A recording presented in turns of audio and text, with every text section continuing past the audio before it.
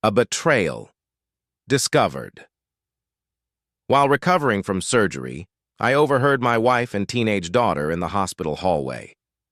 Once Dad dies, we'll finally get his life insurance and move somewhere better. I know, Mom. I'm so tired of pretending to care about him. They entered with fake smiles, unaware I'd heard every word. I weakly thanked them for the flowers they'd brought. 2 weeks later, they both realized their terrible mistake. Life truly does hit you fast sometimes. Buckle up because this is about to get wild. For context, I've been with Cindy for 22 years, married for 20. We have a 17-year-old daughter, Megan, who's supposed to be college-bound next year. I've always worked tirelessly to provide them a decent life. We weren't rich, just lived in a modest 3-bedroom in a good neighborhood. Nothing fancy, but I was proud of what I offered.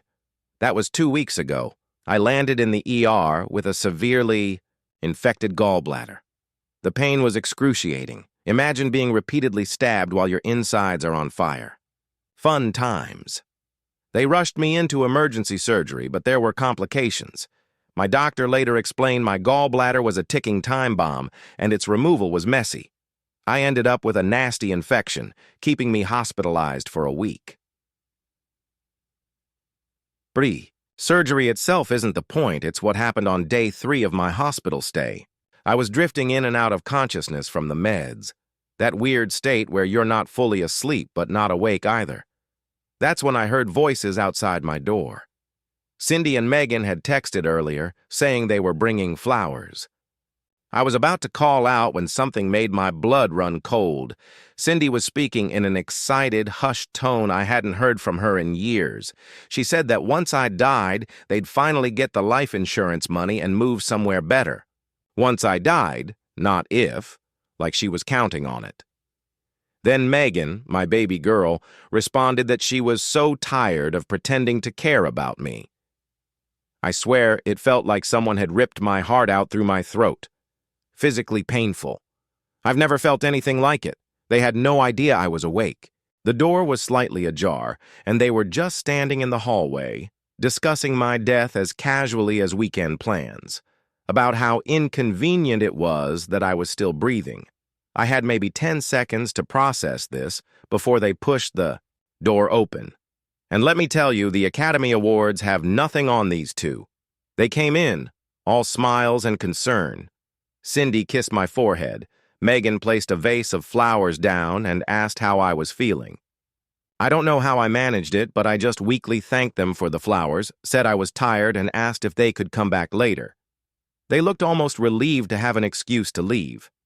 After they left, I just lay there, staring at the ceiling for hours. Couldn't sleep, couldn't even cry. Just numb. You know what's really messed up? Part of me thought I'd hallucinated the whole thing.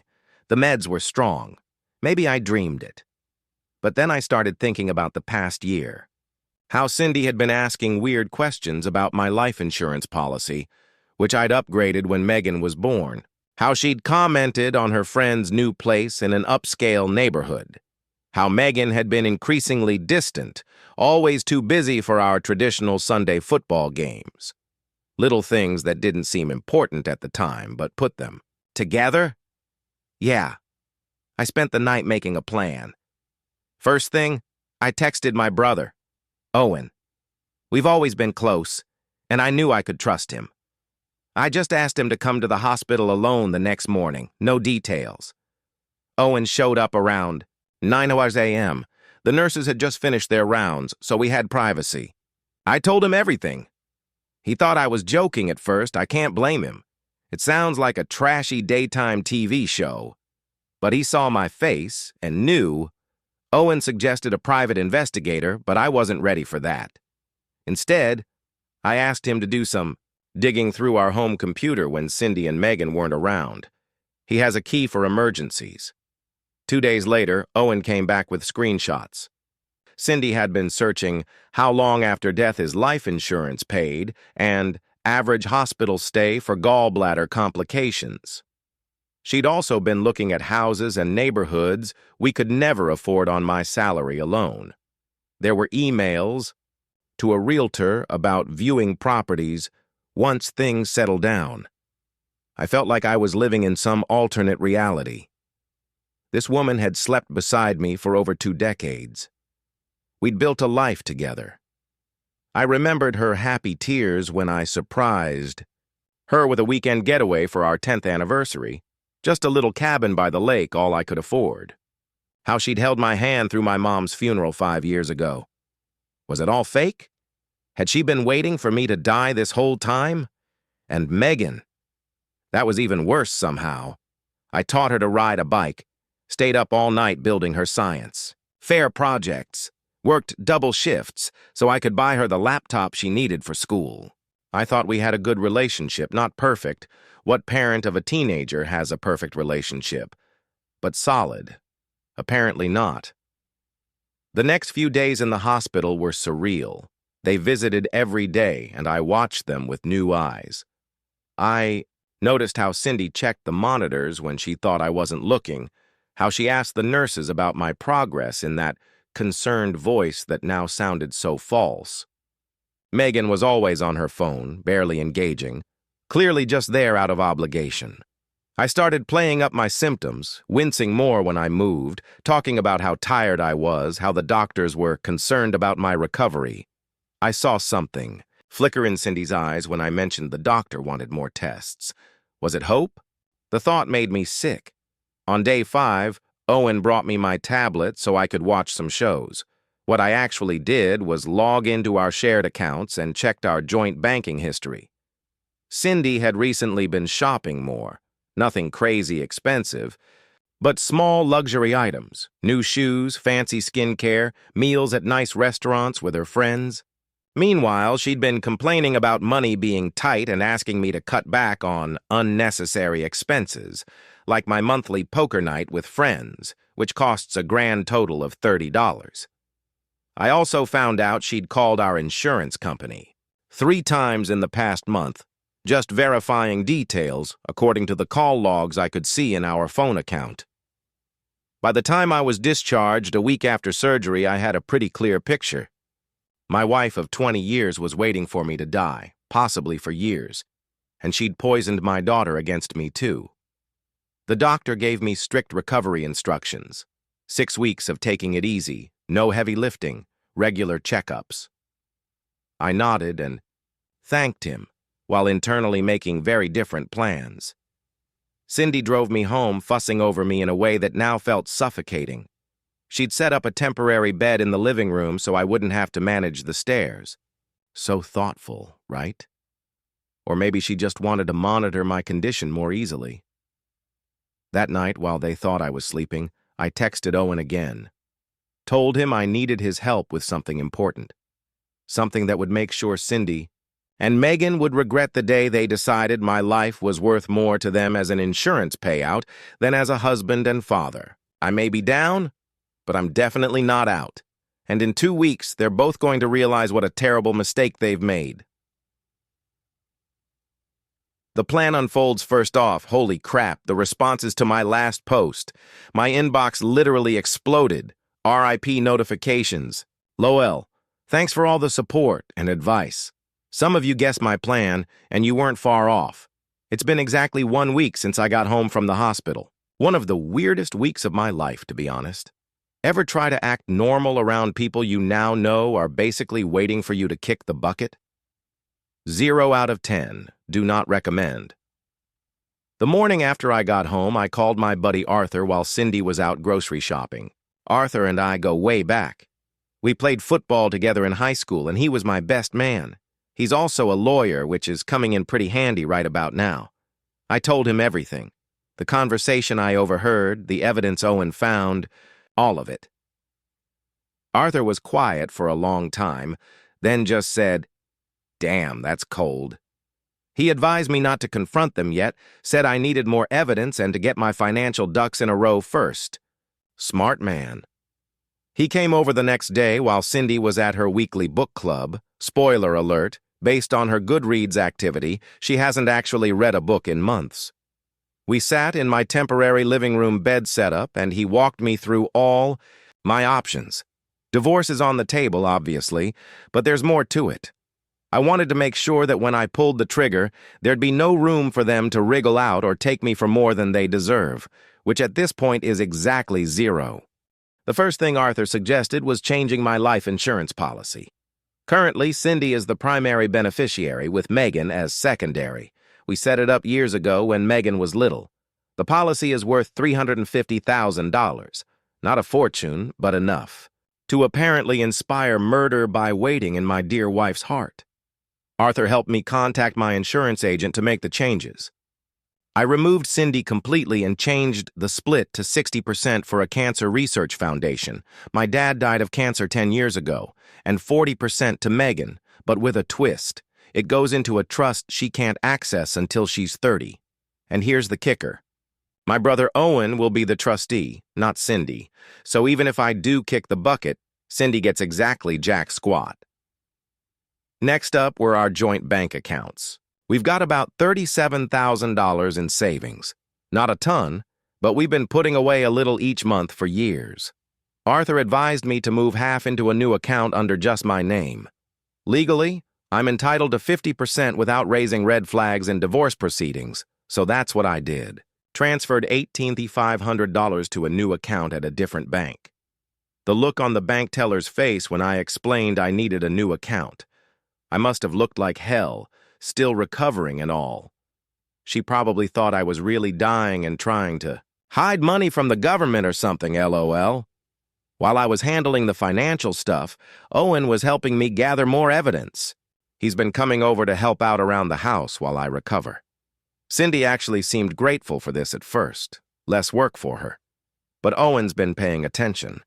He noticed how she barely checks on me when she thinks no one's watching. How she sighs heavily when she has to bring me something. Little things that add up. And then there are the phone calls. She's been making them from the back porch, speaking quietly. Owen accidentally overheard one while he was taking out the trash. Cindy was talking to her friend Lisa about houses in Oak Ridge, a fancy neighborhood across town that we've driven through before, with me commenting that we could never afford it. Owen said she was discussing financing options that would be available soon. I started keeping a video diary on my phone, just short clips where I talk about what's happening, how I'm feeling, what I've discovered. Date and time stamped. Arthur said it might be useful if things get messy in court. Plus, honestly, it helps to talk it out, even if it's just to my phone camera at 2 a.m. when I can't sleep. The craziest part of all this is pretending. I've been playing up my weakness, moving slower than I need to, wincing more than necessary. The doctor said recovery would take about 6 weeks, but I'm actually feeling better already. Not 100%, but definitely not the invalid I'm portraying. It's like this weird psychological game I'm playing, and it's working. Cindy's gotten comfortable with the idea that I'm basically helpless. She started taking more me time, going out with friends, shopping trips, even a weekend girls' getaway that I'm pretty sure I'm funding. Meanwhile, I'm supposedly too weak to do much beyond shuffling to the bathroom and back. 3 days ago, I hit the mother lode. Cindy left her laptop open when she went to take a shower. I almost didn't look. Felt like a line I wasn't sure I wanted to cross. But then I remembered the hospital hallway, the casual way they discuss my death. So yeah, I looked. Her search history was illuminating. Lots of luxury items way beyond our budget, vacation destinations, and emails. So many emails with her friend Lisa about their fresh start plans. One literally said, "Hanging in there, won't be much longer. Now!" Who says that about their husband who just had surgery? I took pictures of everything with my phone, added them to my growing collection of evidence. Then there's Megan. That's been the hardest part of all this. I kept hoping maybe she was just going along with Cindy, that she didn't really mean what she said. But nope. Yesterday, Megan left her phone on the kitchen counter while she went to the bathroom. I know her passcode. It's her birthday, yeah. Real secure, kid. I opened her messages. There was a group chat with her friends where she was complaining about having to play nurse for me. She called me pathetic. Said she couldn't wait to get out of this dump, and that her mom had promised they'd move somewhere better once the insurance comes through. One of her friends asked if that was kind of messed up. Megan replied with, "Whatever, he's barely even my real dad anyway. He's just the guy who married my mom. That one hit different. I'm not her biological father. Cindy had her from a previous relationship, but I've raised her since she was 2. I'm the only dad she's ever known. I've never once treated her as anything less than my own flesh and blood.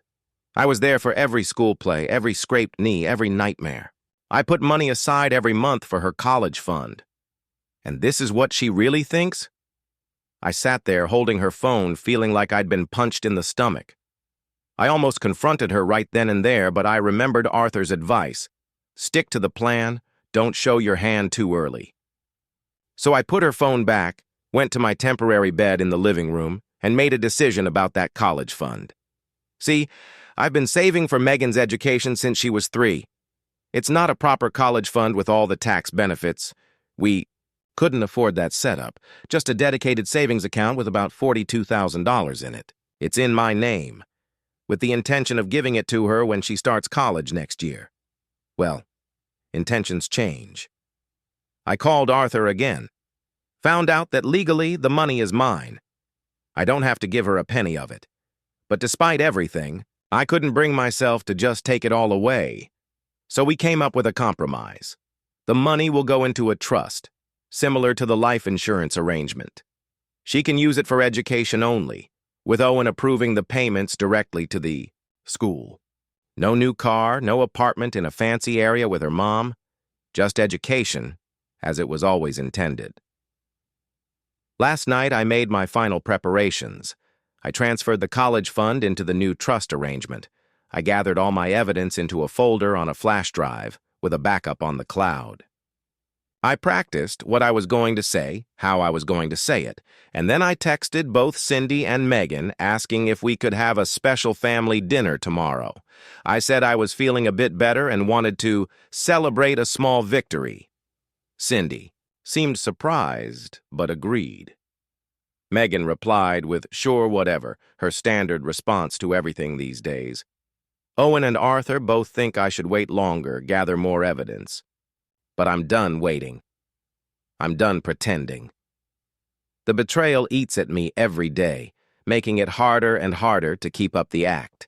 Every fake smile from Cindy, every reluctant, "Do you need anything, Dad?" from Megan, it's all becoming too much. So tomorrow night, I'm laying it all out. The dinner is set for 6 p.m. I've asked Owen to be on call in case things get ugly. I've got printouts of everything. The hospital bills showing the date and time when they were there, screenshots of their messages, bank statements showing Cindy's spending, everything. Part of me is nervous, not about their reactions, honestly. I'm beyond caring how they feel at this point. I'm nervous about how I'll feel afterward. Will this even make me feel better? Will anything? But then I remember the cold, calculating way they discussed my death. The way my own family, the people I've given everything for, were just waiting for me to die so they could cash in. And suddenly, I'm not nervous anymore. I'm ready. The table is set, the evidence is prepared, and in 24 hours, Cindy and Megan are going to realize exactly what a terrible mistake they've made.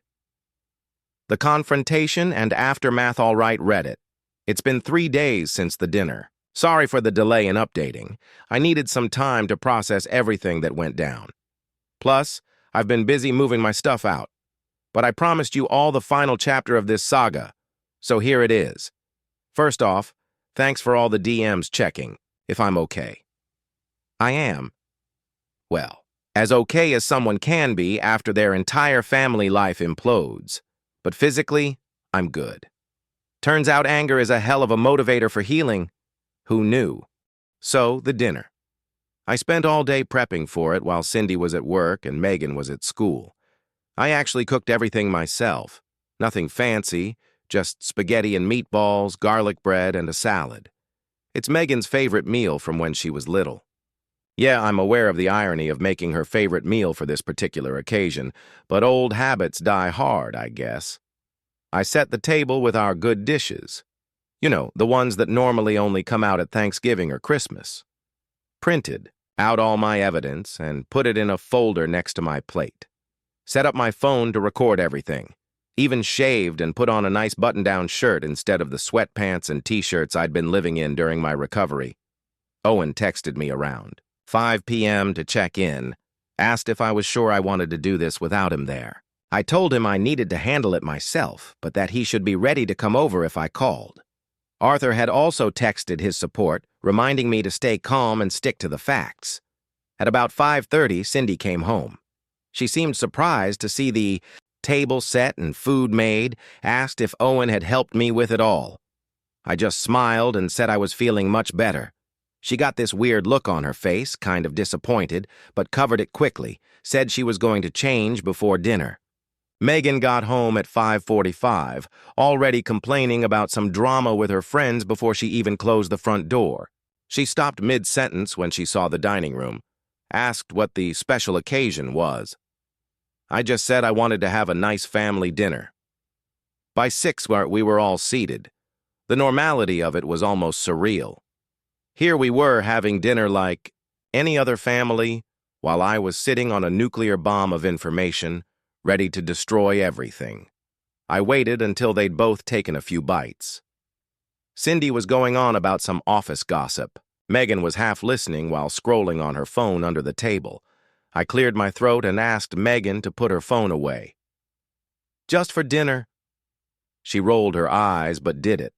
Then I asked them both if they remembered visiting me in the hospital 2 weeks ago, day 3 of my stay specifically. They both nodded, Cindy mentioning the flowers they'd brought, and that's when I dropped the first bomb. I played the audio recording from my phone. I'd had the presence of mind to start recording on my smartwatch when I first heard their voices in the hallway that day. The quality wasn't great, but it was clear enough to hear Cindy saying, once I died, they'd finally get the life insurance money and move somewhere better. And Megan's response about being tired of pretending to care about me. The looks on their faces, I wish I could show you all. Cindy went completely white. Megan's jaw literally dropped open. For a few seconds, no one said anything. Then they both started talking at once, Cindy claiming I was misunderstanding, that they were talking about something else. Megan crying, saying she didn't mean it. I just sat there, letting them dig their holes deeper. When they finally ran out of excuses, I opened my phone folder and laid out the evidence, one piece at a time. The screenshots of Cindy's emails about houses she couldn't afford, the browser history showing her looking up life insurance payout, timelines, Megan's texts to her friends about me being pathetic and them moving after I was gone. Cindy switched tactics then, going from denial to anger. She started bringing up old arguments, ways I'd supposedly failed her over the years, how I never gave her the life she deserved, how her friends' husbands all made more money, had bigger houses, took nicer vacations. And that's when I knew for sure I was making the right decision. 22 years together, and all she cared about was what I hadn't given her materially. Not the life we'd built, not the memories, just stuff. I let her rant until she ran out of steam. Then I calmly told them both what I'd done over the past 2 weeks. I told Cindy about the life insurance policy changes, how she wasn't getting a cent of it anymore.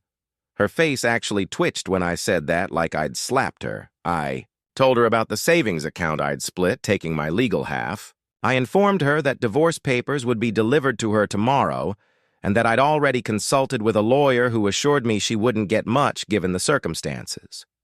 Then I turned to Megan, told her about the changes to her college fund, how she could still use it for education, but wouldn't be getting it as cash. Her face crumpled at that. She started saying she was sorry, that she didn't mean any of it, that she loved me. And you know what? For a split second, I almost believed her. Almost. But then I remembered her texts.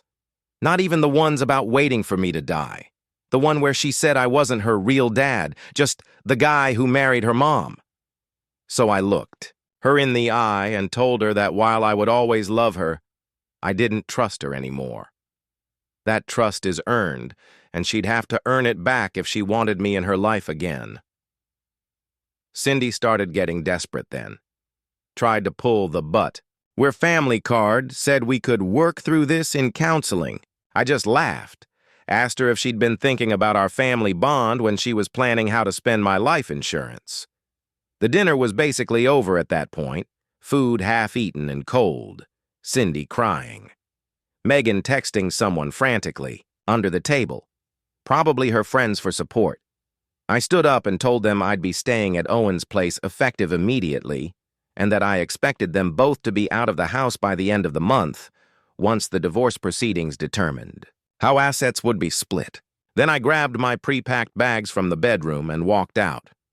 Owen was waiting in his car down the street. I texted him when things started getting heated. We drove back to his place in near silence.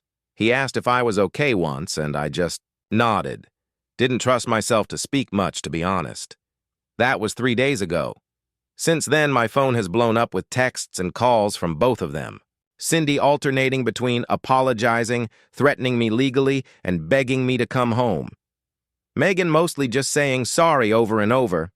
I've been responding minimally, just factual stuff about the divorce process and when I'll be by to get more of my things. The practical fallout has been complicated. I'm staying in Owen's spare room for now while looking for an apartment. The divorce notification has been delivered, and Cindy apparently had a complete meltdown when she realized I was serious.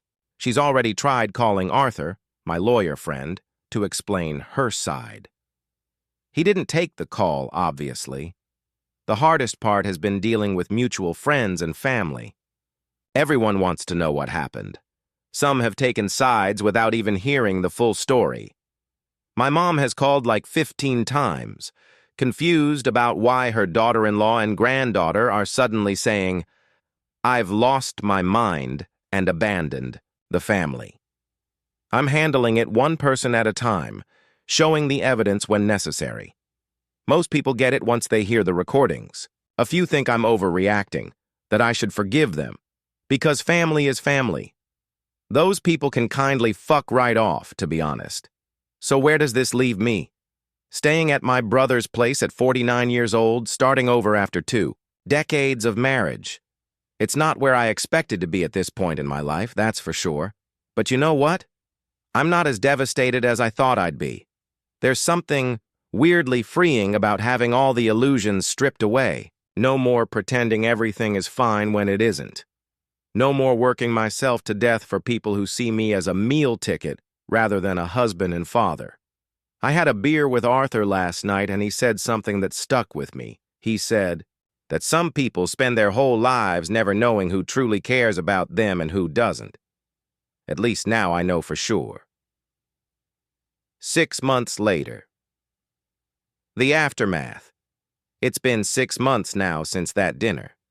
Thought you all deserved a final update on how things turned out. The divorce was finalized last month. Cindy didn't get much in the end. Arthur made sure of that. The evidence of her essentially waiting for me to die was pretty damning in the proceedings. She's had to downsize to a small apartment and actually get a full-time job instead of the part-time gig she'd been doing for years. From what I hear through mutual friends, she's bitter as fuck and telling anyone who will listen that I ruined her life. Whatever. I've moved into my own place now, nothing fancy. A 1-bedroom apartment closer to where I work. It's weird living alone after so many years, but also peaceful in a way I'd forgotten. No one questioning why I want to watch football all Sunday. No one complaining about the leftovers I eat for 3 days straight because cooking for one is hard. Just quiet. As for Megan, that's been the most surprising development.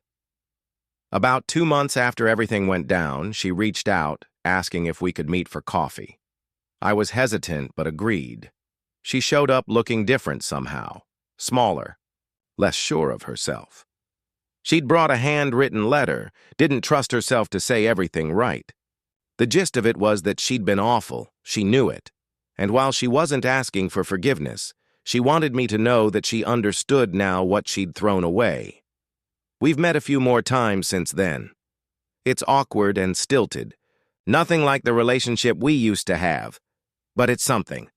She started college now, a state school she can afford with some scholarships, and the trust I set up seems to be taking it seriously, which is good. I don't know if we'll ever get back to where we were. Some trust, once broken, stays that way. But I'm open to seeing where it goes. She's young, and young people make stupid, cruel mistakes, sometimes. I'm not ready to write her off completely. Cindy, on the other hand, that chapter is closed for good. Some betrayals cut too deep to ever heal properly. So that's where things stand now. Not exactly a fairy tale ending, but a real one. Life goes on, even after the people you thought would always be there show their true colors. Thanks for coming along on this journey with me, Reddit. Your support and advice have meant more than you know during the darkest days of this whole mess. I might not post much after this, trying to focus on rebuilding my life rather than dwelling on the past, but I wanted you all to know how things turned out. Life's too short to spend it with people who are waiting for you to die. Remember that.